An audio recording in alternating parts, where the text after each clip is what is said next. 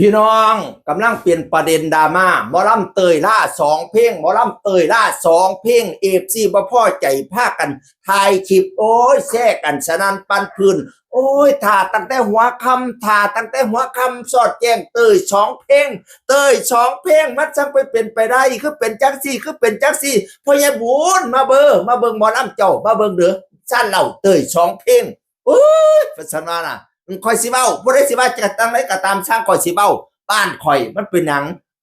เตย2 เพลงบัดนี้แหมสร้างเป็นแท้ว่าซั่นว่า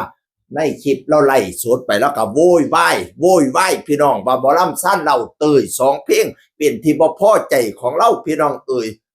มันเปลี่ยนไปได้อยู่ติหมอลำเตย2 เพลงน่ะพี่น้องเอ่ยแม่นเราเอาความจริงมาเว้าหรือเราเอาหยังมาเว้านี่มันเป็นไปได้อยู่ติหมอลำเตย2 เพลงนั่นน่ะ บัดนี้นี่โอ้ยคนเจ้าเขาเจ้าก็แซ่กันสนั่นปันปื้นเนาะมันก็เสียหายแล้วเนาะเฮ้ยเฮ็ดให้หมอลำซั่นเราบันเทิงศิลป์เสียหายหัวหน้านิกซึ่งเป็นบอร์ดเป็นหัวหน้าหมอลำเป็นผู้บริหารซั่นเราบันเทิงศิลป์ก็เลยออกมาโพสต์ชี้แจงจากประเด็นดราม่ามีคนไล่สดว่าซั่นเราเต้ยแค่2 เพลงมันเป็นไปบ่ได้ดอกพี่น้องว่าซั่นว่านั่นน่ะโอ้ยมันสิเป็นไปได้จังไดเนาะซั่นเราแสดงตรงตามเวลา 21 นาฬิกาขึ้นห้าน จนไปฮอดสอดแจ้งกะสว่างกะจางค่าตาประมาณเตยตี5 ครึ่งนี่เริ่มเตยล่าพะนะว่าน่ะ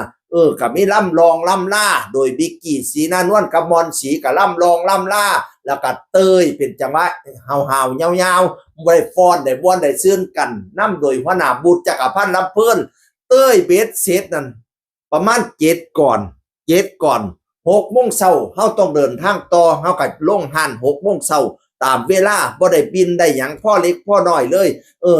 ปกติก็แถมอยู่ดอกแต่เนื่องจากว่ามื้อนี้เฮาแสดงอยู่โอ้อำเภอเดชอุดมจังหวัดอุบลราชธานีมื้ออื่นเฮาสิไปแสดงอยู่ว่านอนนิวาสจังหวัดสกลนครมัน400 กว่ากิโลเราต้องเดินทางเราจะนี่พอเราก็เลยไม่ได้ตื่มได้แถมไงพอ6 โมงเช้าเราตามสัญญาเราก็เลยไปเลย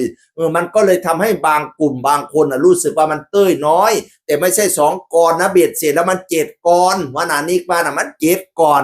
แล้วอาจสิเต้นกำลังมันกำลังมวนกำลังได้อารมณ์นะบัดนี้นี่มันสิ้นสุดการเต้ยแล้วก็เลยศูนย์เต้ยแค่2 กรเต้ยแค่2 กรเรามาโวยวายความจริงบ่ได้เต้ย2 กรเบาจังสันมันเสียหายเข้าใจบอกพี่น้องเอ่ยเราลบคลิปออกแล้วหลังจากมีคนติดต่อไปเราก็เลยลบคลิปออกคันผู้ใดอยากเบิ่งนะไปเบิ่งบิกกี้สีนวลสอนความซื่อคือเฮ็ดปากเฮ็ดหยังคือเพราะว่ามันคือกว่าต้นฉบับพุ่นล่ะพี่น้องเอ่ยแต่หลังจาก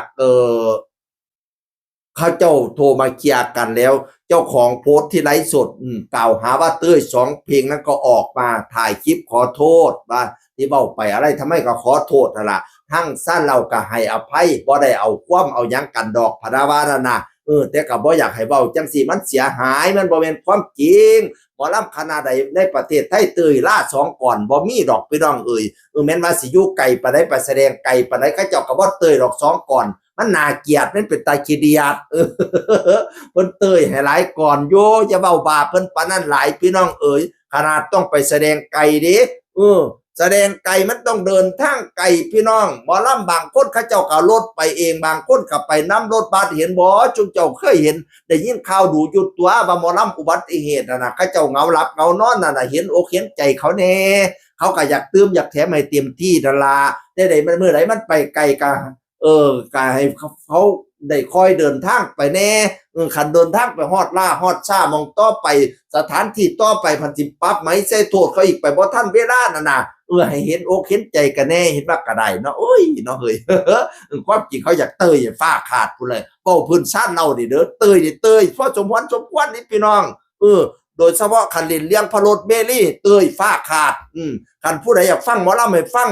ลูกทรพี่พี่น้องเขาเจ้าก็บอกแล้วบ้านไหนมักเตยเฮาพะโลดเมลี่พะนาบานนั่นน่ะมี2 เวอร์ชันนั่นละดราม่าซ่านเราบ่เรื่องศิลป์ผู้ขาเสียงคนเก่าเว้าสู่ฟังสวัสดีครับสวัสดีครับ